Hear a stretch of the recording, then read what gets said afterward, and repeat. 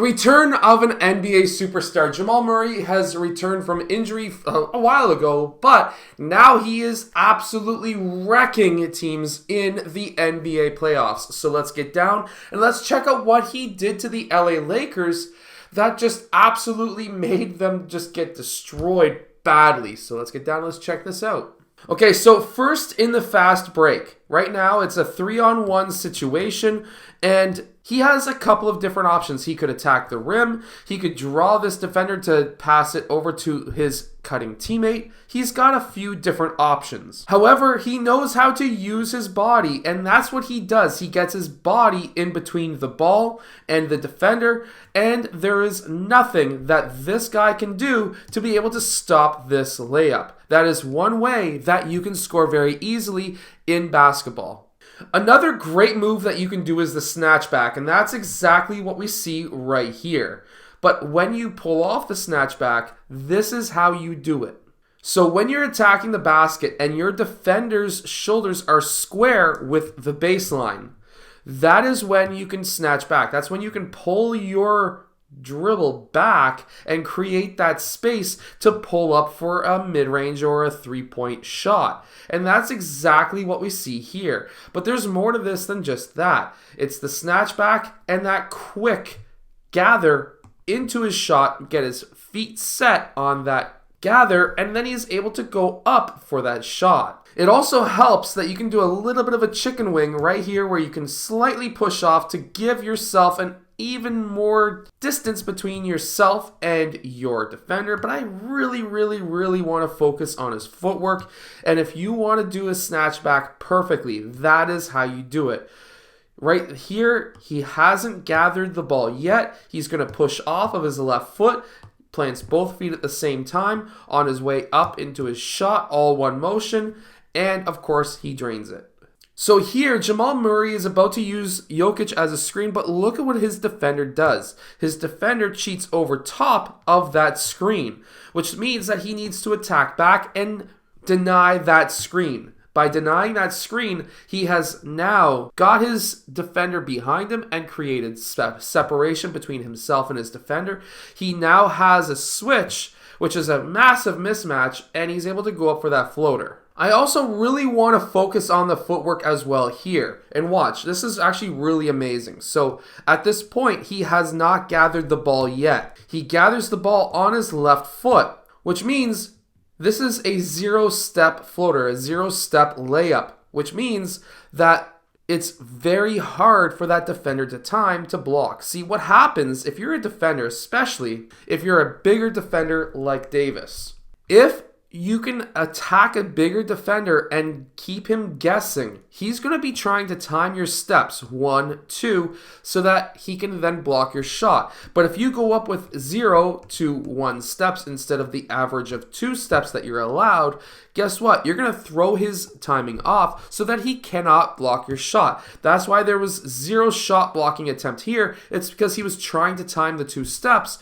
and there was no 2 steps. So here he's using Jokic as a screen again, and anytime that your defender goes over top of the screen, you need to attack the basket. Now this guy is, of course, playing pretty solid defense, but what does Murray do? He's always looking over his shoulder to keep this guy honest because, of course, he could always just pass to Jokic. However, when he attacks, he does a quick sidestep out of the attack. He does a quick shot fake. Again, this defender's shoulders are against or squaring up with the baseline. So he's going to be always susceptible of either running through or, if with a shot fake, jumping for the shot fake. In which case, after that, you just step through and you've got enough separation between the players to be able to get yourself an easy layup. And that's what we see here. Even though Murray is not a tall guard, he is still a very good post player. And that's what we see here. This is a Kobe Bryant, Michael Jordan-esque style move. And he's able to pull it off on his defenders, even though he's not massively oversized. One thing that's really getting taken away from the game is post moves. And I believe that everybody needs to learn how to use post moves, because if you've got a mismatch or you perceive yourself as having a weaker defender or a smaller defender, then you can take them into the post and do stuff like this, where he gathers on his left foot, he's able to turn onto his right, and then he's able to kick that right leg out to get his right side in line, and he's able to get this shot off and make it. It also helps that you can hit your defender slightly, a little bit of a chicken wing. You're allowed to do that because the referees obviously don't see it. And then when you turn around, remember, release when your shoulder and elbow are in line with the rim.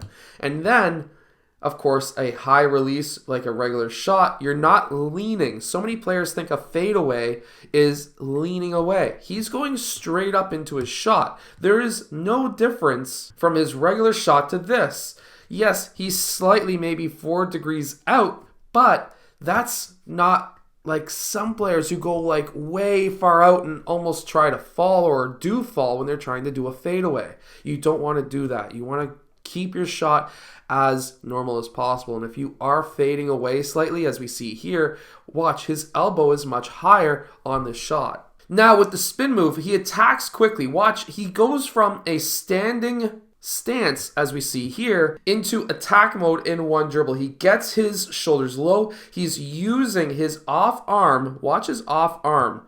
He's using it to clear out the defensive player, and then he takes that last dribble on that left step because he's going to spin towards that side. The reason why he spins towards that side is because that defender's shoulders are no longer square with him, but they're square towards the direction that he was going. So he's able to spin off, right, left, and up into the shot. This is actually a very good shot for a right-handed player because anytime you go towards your left side, whether it's a side step, a spin move as we see here, your right side is going to be in line much faster than if you were to go towards the right side, in which case this allows him to get that wide open shot. Even though he's technically covered by 2 players, it's wide open because he wasn't really being contested. You have to understand the distance your defenders are away, and if you feel like you can get your shot off. And of course, that little bit of a push right there, what I call a chicken wing, allows for the extra little bit of space so that he can get this shot off. And as I was saying, shoulder, elbow in line with the rim, much faster. It's easier when you're going towards your left if you're a right-handed player. And again, anytime you're going towards your left side as a player, this is just a quick side step out for a 3. It's because he had that distance between himself and that player. This player was trying to cover the roll.